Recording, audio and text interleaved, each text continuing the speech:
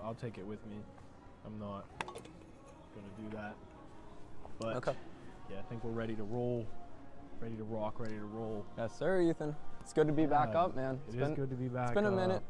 We've got a very Yes. big topic today. Yeah, it has Very been a big minute. And topic. I want to make an apology to all of our viewers out there because I did end up losing 2 of the potential episodes. Man, that was a today. good topic. That last one was a good one. Yeah, it was a good one. It was a good one. I don't The even remember what we topic talked of, about. well, the main topic was what is a man? Yeah, what It's is a kind of man? like shadowing like Matt Walsh's like what is a woman? But Right. not, we weren't in a comical sense, not really. It was Yeah. more like highlighting what that means. Going off of that, what like being a man. Yeah, Being a man, you kind of, I don't want to say it's like a repression of emotion, but it's just kind of like acknowledging when you feel emotion and knowing when you've got to channel in a certain way. And I bring that up specifically because men are generally, they've got a little bit more of a tendency towards anger. yeah. Anger and spite, resentment. exactly. Right. Yeah, So how do you, okay, as a man, I mean, I'm sure women can feel that too. Women go through much more of a array of emotions, but specifically the men, like how do you go about channeling when you feel resentment? In a way that's not repressive, but like maybe acknowledging. I don't know. I feel like you would have to feel through it. That's like kind of complicated because it's really hard to deal with resentment. I think it's okay to feel the resentment, but it's like the acting out Okay. of the vengeful acts. You know what I mean? Yeah. So Acting out of, like trying not to go that route. yeah, Is this like you're not, like you've told me, you told me this one Bible verse the other day. I thought it was like really insightful. It's like, don't try to seek revenge. It's Yeah. like, God No. will, Probably God will. the literal. I think it's the coolest Bible verse in the Bible. Yeah, say it word for word. Okay, You I got don't know verbatim, but I know Okay. it kind of like how it goes. It says, God basically says, "Do not seek revenge, for it is mine to repay." He kind of says like, Wow. "Step down, Yeah. step down. This is mine. Yeah. I'll take care of it." And that's honestly pretty comforting. Turn the other cheek. Yeah, You've it's- got to turn the other like, cheek. and I As think a man. if anybody's listening and they're dealing with resentment in their life right now, like just think about that verse. Just even go read that verse, and like it provides you a comfort, the comfort of knowing that, you know, you don't have to worry about it. When everything unravels, like good people will receive good. People that, you know, have followed Christ Yeah. throughout their life, and the people that have not will Right. receive their judgment. Yeah. So it's well- like it takes away some stress because then you don't have to Yeah. deal with it. So there's that sense, is like knowing like just like God is just. But what about like, okay, you're feeling that feeling of resentment. Yeah. What do you do if it's just way too powerful? Can you channel it in a positive sense, do you think? I think, and this is a J. Cole lyric right here. Success. Whoa. Success is the best revenge, and that's honestly. You think you could harness like the intensity of resentment into good works? Do you think you could do that? Yeah. Yeah. Or is it too definitely. much like anarchy? What do you mean? Like, okay, so Anarchy. when you feel resentful, it's like, it's a heavy feeling of like anger towards a specific person. And now it's a heavy feeling, very heavy feeling. Right. You can kind of channel that energy into like something other than like a problem that you can't solve. Because like if you're feeling resentment towards someone, you're not gonna solve it by going and like, you know, going off of your feeling and beating their head in, Yeah. or like, punching them or doing something stupid. or like just verbally assaulting them. Like, Right. that's not gonna solve any issue. Well, but that's what I'm saying is like, it's kind of like, it's spoiling your energy. Do you know what I mean? It's Could like- you like, okay, what if you try to use that resentment and kind of picture it into like your work? Do you think that That's, you know, that's sometimes exactly what I'm saying. that And intensity, like because it's people like, should be intense at work. It should be like instead a of thinking, passion-centered like way of work. Like I think people ought to like approach work that way. Now people don't naturally have, like a lot of people don't naturally have that. They don't Yeah. go to work like, wow, like I've got so much opportunity. Like this is great. yeah. People don't got that, or they don't Well, have like some people I do. want to get the Sometimes job I do. done. Sometimes I go and I'm like, if I'm doing something, I'm like, there's so many opportunities to grow here. But you know, I think instead of thinking like, oh, I'm gonna hurt the person, it's like and I don't know if this is good or bad, but I think it's the better outcome out of the two. It's like, think, if I do this and I get really good at I'm this gonna thing, outdo him. Yeah, I'm gonna outdo him. I'll Wow. show him. Like, I will, like, instead of, like you said, verbally assaulting or even physically assaulting. I think in that sense, that's a net positive. Would you say? Yeah, because you use because that then, way. because then you're Because you not. can't control it either way. Like, you might as well put it in the best outcome scenario. Like, is there a better outcome than that? What? Like, oh, I'm gonna outdo him. I'm gonna Yeah. outdo him. I'm not gonna actually like directly what- hurt anyone. I Because it's gonna hurt me. honestly, that's what I'm saying, and I think that's why it's the best outcome, because Oh. you benefit, and they also. It's not like you're directly hurting them, but they. I don't know. They get a taste of the revenge indirectly. They still okay. You can still send a message. Yeah. That's what you're saying. Oh, okay. Yeah. Wow. Okay. Here, hold on. We good with that? We'll just turn around. Yeah. Yeah. Okay. So you send a message. Do you have to send a message though? If you feel like you have to, I guess. Well, I feel like it's. Is that natural. wise? I think you it's think it's nat- wise? That's what I'm saying. It's like, what's the wisest thing to do? Is it to like Probably purely turn let it the go? other cheek if you can. Purely let it go. We're or- highlighting like 3 different scenarios. It's like one is like act directly on the rage, Yeah. which would be directly like hurting someone or yourself. So- 2 so- would be So it's like, okay. indirectly acting on it, which would be like I'm gonna outwork. I'm gonna channel this intensity into my work, which might be a little chaotic. It might send like a message too. Yeah. And the third, it's not really. It's kind of like letting it go. But here's the thing: is like when you get placed in a place of resentment, you have a lot of energy. There's a lot of energy. So it's like we're kind of talking about channeling it to different directions. So like if you go and you act out of revenge and you physically assault them or verbally assault them, then that's like channeling the energy towards them. Then you have the like success. You go out and you become a better version of yourself to show them that you're better than them. That's channeling the energy in that direction. What like, route have you gone a lot? I try and go the success route. But Yeah, like, same. so, Generally, I go that way. But is that the wisest way to go about it? and this is what I'm saying is like, if you let it go, where does that energy go? Does the energy go? And that's what I was thinking. Does the energy go to the spirit? Does it go to the spirit and create kind of a spiritual healing? Here, wait. Go this way. This way? Create like a kind of like a deeper spiritual meaning, or like, you know what I mean? You see what I'm saying? All right. Huh. Yeah, we're walking around the mall right now. just to let Like, everybody know. if you channel it towards success, or No, letting it go. So like I'm Letting it saying go. If The you third let option. It go, like where, like, because in each, you're presented with this energy, right? Dang, heaviness. Yeah. Heaviness. Right. You can, if you have the ability to like visualize it as like weight and let it go. You think that will ascend your spirit higher? Is that what you're saying? That's what I'm thinking, because it's like. I mean, truly, it's like I think it even says that in the Bible. what? Like, Letting it go completely will. letting go of resentment. I mean, anger, wrath is one of the 7 deadly sins. Yeah. So when you talk about resentment, it's lying right in that domain, like right in the middle. I mean, it's a synonym, Yeah. synonym entirely. So it's like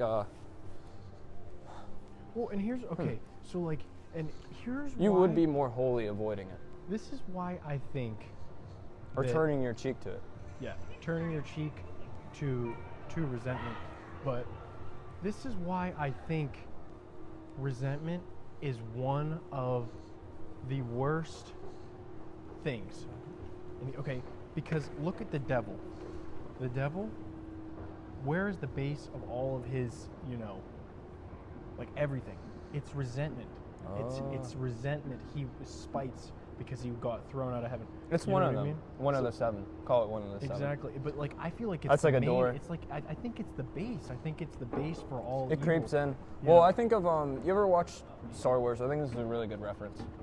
It's like sometimes if you manifest a certain feeling, like Let's go outside.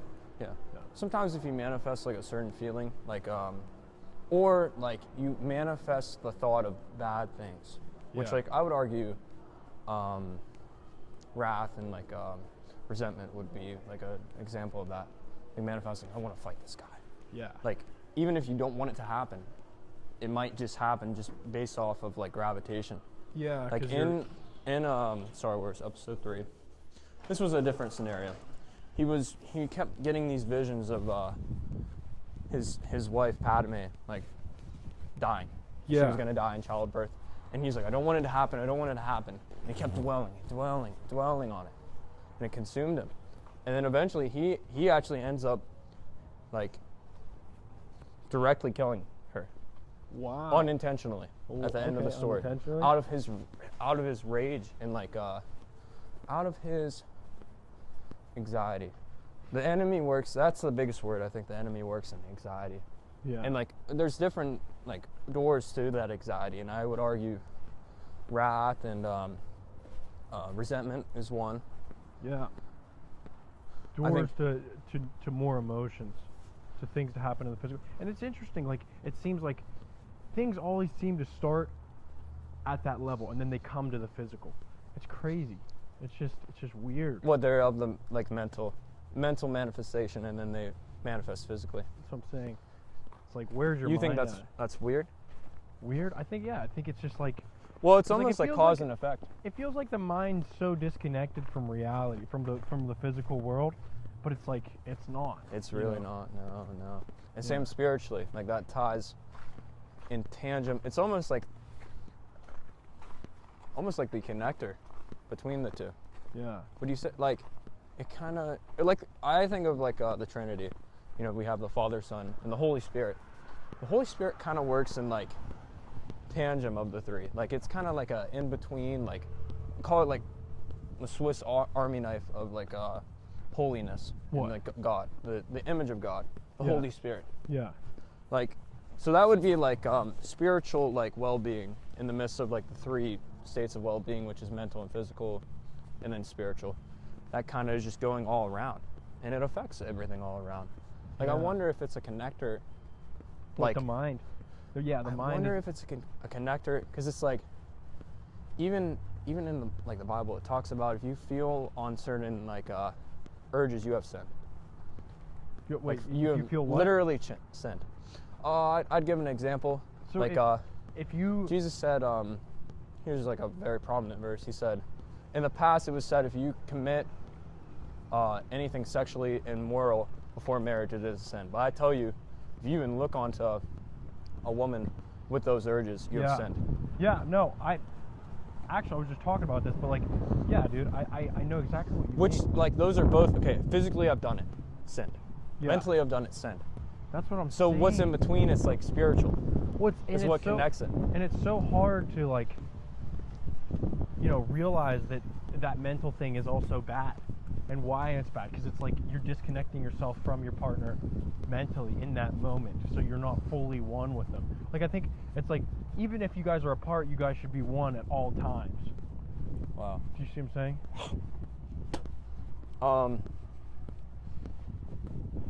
Even when you're apart, you should be one at all times. Yeah, and that's in why, the mind. Yeah, in the mind. Like you should be, you know, if you're with a woman, and I think it's okay to like be like, oh wow, she's a beautiful woman. But it's Acknowledge like factual truth, like God made that woman beautiful. Like, yeah, and that's But I'm okay. not gonna even think lustfully. Yeah, think about like doing anything with her, or you know, fantasize or anything like that. Like But some people can't even control that. I know. It takes time to control that. It really does. I mean, I think I used to be of that akin. And this like is what I talk about this a lot. It's like I feel like in today's modern society, we have mastered the physical realm. I mean, look what we can do in the physical sense, but it's like we are neglecting the spirit and the mind. We're getting closer. Mental health is becoming more of a priority nowadays. You have a lot of things like BetterHelp and all that stuff. You think physical health is like the main yeah, it's an Physical- outward health. Well, not just physical health. I'm talking like even like look at all these roads. Look at these cars, these vehicles that can move at 100 miles an hour. Like, you know what I mean? We have Physical ability. mastered physical engineering, and you know, also like Mastered what we can see and feel. like and, the gym. What's like, tangible. a lot of people go to the gym, and so like I feel like we neglect the mental health, and we definitely in modern day society neglect the spiritual health.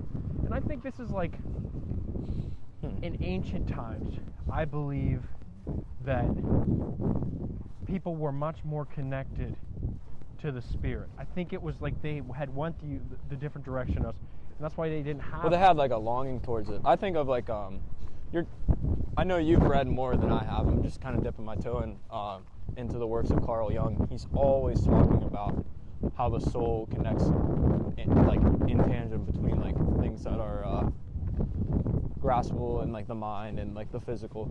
He's always dwelling on that and always trying to like recognize like, okay, he talks about like the spirit of the depths. He talks about like the Godhead and how that is affecting. He even like the spirit of the, okay, now he refers to the spirit what of do the you depths think as the like spirit of as the a depths sheet. is? Because I take, yeah, and he also like refers to like part of the. Like, I was thinking you are a child, and like I don't know, all these things. He's very deep, poetic. It's intense reading his writings. I cannot even grasp like what I thought initially it meant the Holy Spirit. I'm thinking it's more of just like, I think it's more of just like the mental complexity like of a what are you person. talking about, the spirit of the depths? Yeah. Well, so It's almost like, okay, God, in the beginning, I try to visualize in the beginning. I can't actually, I've just got a human mind. But if I had to imagine it, I'm picturing God in like an endless array of like nothingness and just chaos, like a big ocean with like just flowing all different directions. There's really nothing. He was in chaos. Yeah. That's all it was God, chaos, and dark. God being like the ultimate light. And then he spoke into existence.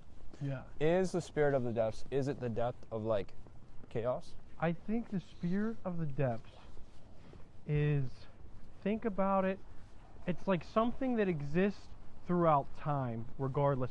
Our belief systems, it's like I think the spirit of the depths, and maybe I'm wrong, I think it's like a belief system of society. So like something of the spirit of the depths, let's say, I don't know, and this might be a controversial thing, because the spirit of the time, he talked about I heard that too. The spirit of He's the time reflecting is on all different. these spirits. The spirit of the time is different. The spirit of the time is Constantly. like the belief system of today's world, and then the spirit of the depths is the belief system that exists no matter what throughout time. So like something that, for example, okay, now this is like very controversial here, but All right, let's hear it. I love it. I love the word. So homosexuality is, for the spirit of the depths, it's like not meant to happen. The spirit of the depths would believe it's not meant to happen. But the spirit of the time says it is. You know what I mean? Is the spirit of the depths, you think it's like moral judgment then? It's like deep, yeah, it's like the deep. Is it right and factual wrong. like truth? Yeah. Of like morality? Is that what it is? This is what I interpret it as, because like, it could be interpreted different ways, and I don't, like, trust me, it's deep and complex, and I have a hard time understanding. You're right. Okay. But, I remember now. I need to dwell on that a bit more. Okay. So that's what I'm saying. So it's like, Wow. it's something that it's the deep moral beliefs throughout time, and so, but the spirit of the time is, you know, like the belief system of today's world. And like, so I think what happens whenever the spirit of the time doesn't align with the spirit of the depths, that's when you have evil seep in, you know. Well, that's shifting. Like it needs things. There's like a inclination towards like shifting of like of that pattern. Yeah. Like you talk about with most phenomenon in life, like over centuries of like analyzing like patterns and like how people behave. There's always like, it's just, like most graphs look like a up, down, just based off of like, oh, we have this, but oh, I want that. It's an oscillating thing. It's kind of, I mean, in the Bible, it happens all the time with the Israelites. I think about like, okay, it starts there living in bliss. Yeah. And then it's like, like, I want to really lean on like what I desire on earth and not what God desires. So they do that for a bit and they worship false idols. Yeah. And then they get captured. And like punished and they now they're like asking God, like, free us, God, we know you can, we know you're strong. Right. And then he does, and then they escape back into the bliss, and it repeats like time and time again in the Bible. Exactly. And it's repeating in today's world.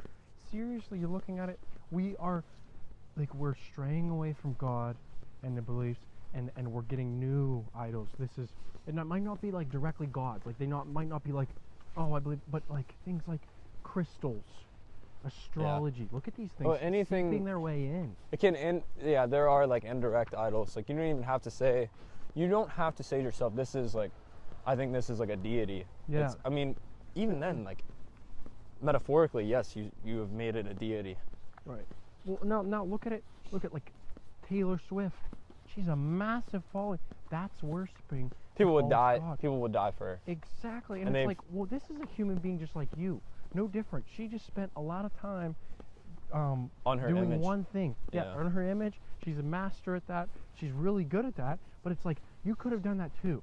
So she's not anything special. She's not God. And she definitely like flaws belief too. system, like, I don't know, I worry for her and many celebrities like her. I mean, going back into like that word conspiracy, like I worry what what they look at in a given day. I worry about what idols are they worshiping? Yeah. Because they themselves have made themselves an idol unto the world, and they're not giving credit to God.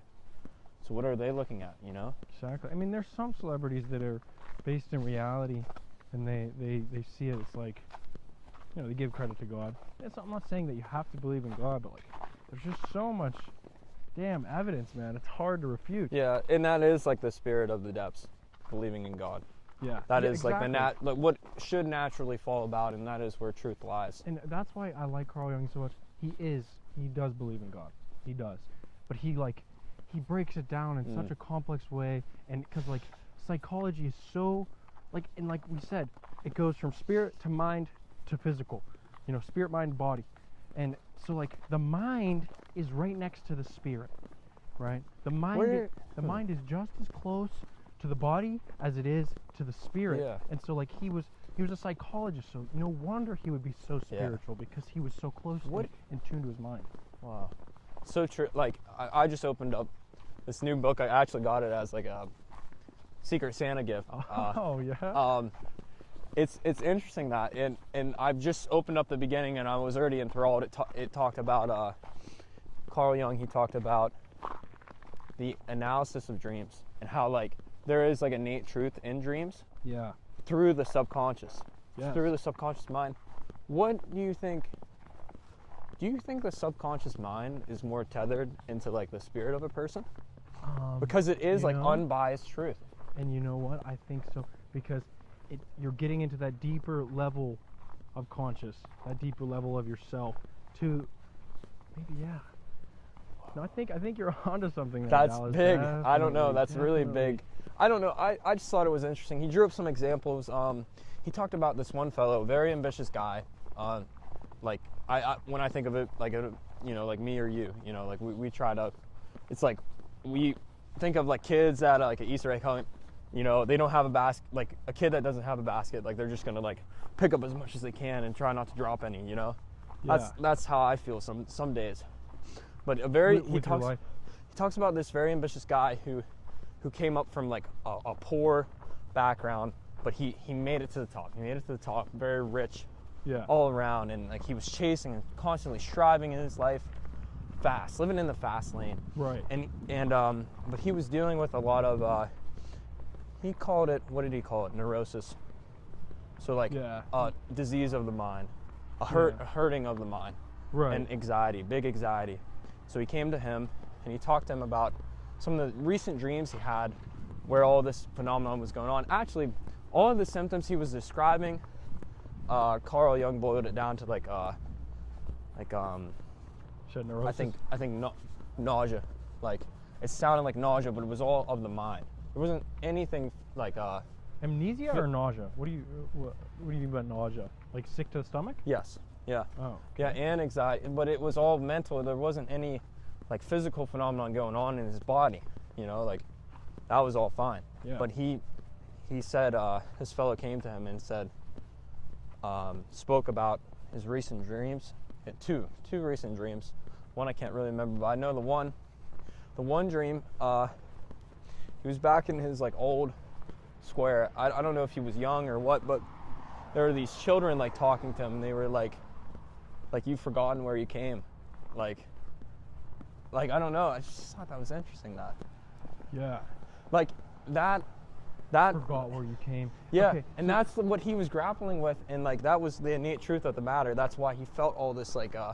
pent up anxiety. So you're getting this? Are you getting this from that book that you got at the Secret Center? Yes. Wow. Yeah, because I'm not gonna lie, I do have that book, but I didn't get into it too deeply. You gotta. I mean, I'll have to the read- beginning I of it didn't get is to that literally like an analysis of dreams and like the innate truth of it. It's and when that was does it, like when great. does the part get to like think- him talking about this guy's dream? Maybe I don't know if I read that one yet. 'Cause I Like got a couple few of his pages books. in. I've only gotten 10 pages in, and it's super rich. All of Carl Jung's work. What do you think? You really like Carl Jung? I'm very I don't know. I think right now I've definitely got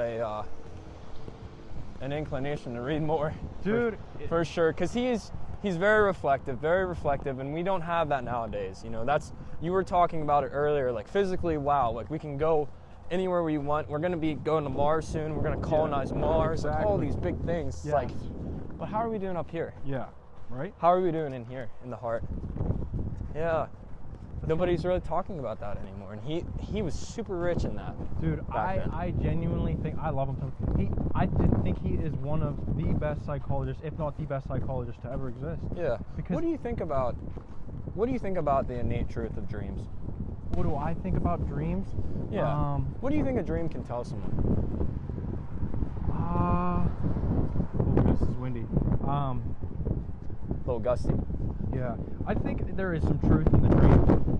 Oh goodness. How much do you dwell, like, let's say you have a very, like, almost, it feels like a prophetic dream, but it's telling you things that, like, I do not want to believe that, I don't want to see that. Well, what do you dwell on when you have a dream like that? When I think it is revealing some truth. I think there is a little bit of truth in the dreams, because I'll have a dream and I'll look back to it and I'll be like, that just makes so much sense into the situation. But like, You say a little bit of truth, though. yeah, because sometimes there's things that just don't make sense. Maybe I need to analyze it more and look at it more, and what do the symbols of the dreams mean? There's a lot of symbolism that goes on in dreams, yeah. Exactly, and it will, so like, because I don't spend a lot of time in reflecting on dreams. I will be honest. You need to do it more. Do you note your dreams when you first wake up? I think everyone should get in the practice of it right now. I'm trying to really hard. It's a hard thing to do, but if I don't write my dream down right away, chances are I'm not going to remember it. Yeah. And I have so many good dreams. And I always regret it when I don't write it down, because whoa, I mean that could have told me so much, and I just And that's what I'm saying. A lot of times I'm write forgetting down my the facts dreams. of it. I'm forgetting my dream. Even the within an color, hour. like how do you see color in your dreams? That's another I that's feel another interesting thing. I don't know. Like I said, and honestly, I haven't dreamed very much recently. There's significance in colors, like in dreams too. We'll go back because we're on getting close to 30 minutes. Well, like there's different colors can mean different things. Like let's say you're dreaming and you see your significant other in a shade of white. Yeah. Maybe like a new interest in a shade of white. White can mean a lot of things, but generally like purity and like new beginnings, like good new beginnings. Yeah. A blank slate, clean canvas. I don't know. That's very interesting. Some people don't even dream in color though. Like they won't see color. Like honestly, for me, rarely do I remember any colors, except for I'd say the most prominent colors that I can remember is like a blue sky and a sunny day. A blue sky. Blue sky, sunny day. A lot of my dreams, that is like the initial setting. I don't know. That's interesting. I don't know if that's. Well, maybe that's Let's how you're take from viewing that. your life. I think and it makes so much sense because seriously, Dallas, when I image you as a bright human being, and I think that reflects in your dreams. You're looking at that, and you have a bright blue sky. It will reflect your personality, who you are. It does a lot. What do you see? What's your setting? in most of your dreams? If you don't care to share. See, like I said, I haven't dreamed very recently. I used to dream a lot, and a lot of times I would lucid dream. I used to lucid dream a lot. Wow. I didn't try to. They say that's a sign of something. Like if you can lucid dream, you've got a strong grip on like reality. the mental side of your and persona. I used to, like, I don't know, like when I would lucid dream, I would try and fly, do the classic stuff, and then like I would see how long I could stay in the lucid dream for, stuff like that, you know. Okay. But and that was like significant to you, like when you could lucid dream. How often was it? Like every time? it was like when I was probably 17, around younger, 18, like it was often, like a couple times a week, like 3 times a week. It was a lot. Like I had gotten to the point like I was practicing. I don't know. But then I kind of like. You need to keep. Maybe I should practice more, because like I heard. You got to keep a notebook right by your bed. Keeping in tune with the dreams is like with the notebook. Keep in tune with the subconscious. Yeah. The subconscious is like the inner workings of everything, and it's like the deep aspect of your health, almost as deep as your soul. And I think that's why, like earlier I talked about it, I think it's very close to your soul. I think it's like the next in line when it comes to like the center of a being. Yeah, like it's like literally. And there's so much innate truth. Now, and it's not all innate truth. I think the enemy can work through the subconscious entirely in dreams. Mm-hmm. He makes his presence known. Like if you're feeling anxiety in a dream, feeling dreadful things, like especially relating to like a past struggle. I think that's not truth, because it's like if you're having negative emotions, like I don't want to go there, and it's like in your dream, like it doesn't mix. Like I think the enemy can definitely work in dreams. He definitely can. And But he cannot touch. I don't think he can touch the soul. I really don't think it would take a lot, because that's a real deep in the being. Him in. You have to let him in. And There's different levels of it. So the soul. You think it would be the soul, the subconscious mind, the conscious mind, and then the physical? Yeah. Well, but then you got kind of like a Russian Russian doll. Do you know, like that's what I'm kind of picturing right now. But there's also different layers to every part of that.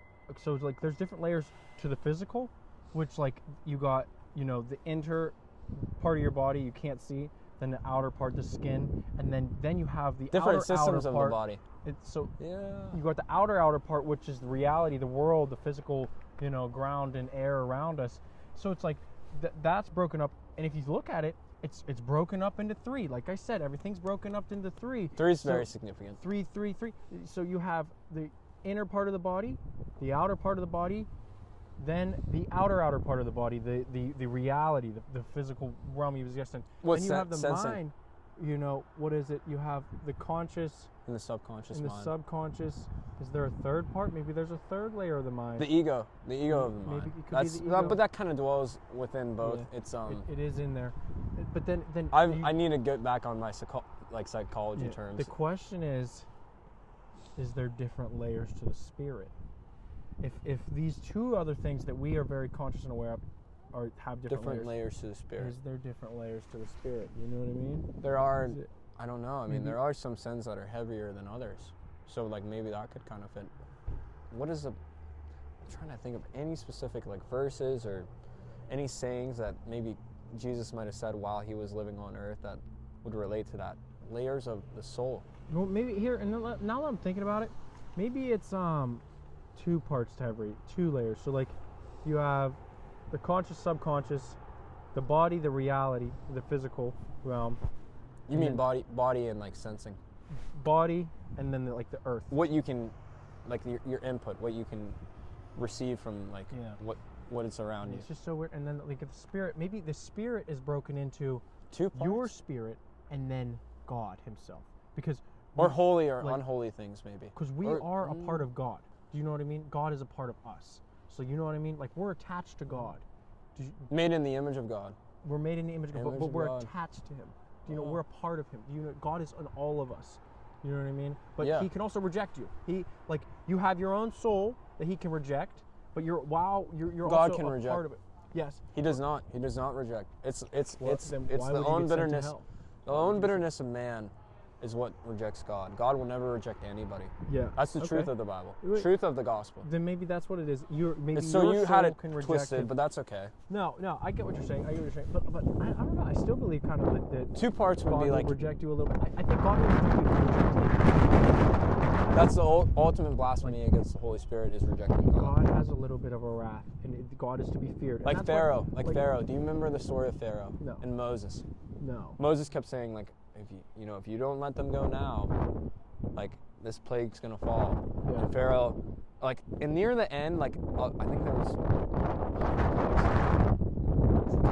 I think it's 12. 12 is always a significant number too, Yeah. which is interesting. It's divisible by 3. Anyway, near the end, Pharaoh would like almost, like he would really be close, and then it would say his heart was hardened. And he would not do it. And that was him, like, I think, like, that parallels, like, what blasphemy against the Holy Spirit is, because it's just you hardening your heart Yep. to God. Letting God, him in. God's always open to anyone. He loves all. That's why People that aren't willing to let him in, and I watch their life, and it's almost like they live in misery because they. And I'm not saying they fully live in misery. They have some good parts of their life, but like it's like I watch it in my life. The more I let him in, It's the almost like- better my yeah. life gets. It's that crazy. extreme bitterness, like, it like, I feel like it goes really hand in hand with, like, resentment. Like, I think of them as the same thing. People that resent God Yeah. and, like, Yeah. in his spirit. Resenting God. What an Don't do it. Yeah. Don't do it, Don't because he resent. loves everyone. Don't resent God. Don't resent anything at all.